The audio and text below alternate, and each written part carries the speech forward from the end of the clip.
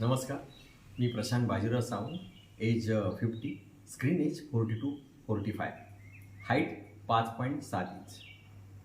मी basically महाराष्ट्रामधील एक रत्नागिरी जिल्हा आहे, त्या रत्नागिरी जिल्ह्यातील एक छोट्याशा गावामध्ये राहतो आणि सध्या मी राहायला बोरिवली वेस्टला आहे.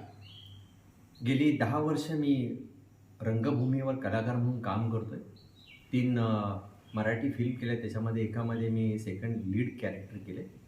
2 झी टी व्ही सिरियल केलेले आहेत, त्या एकामध्ये पण मी सेकंड लीड कॅरेक्टर केले.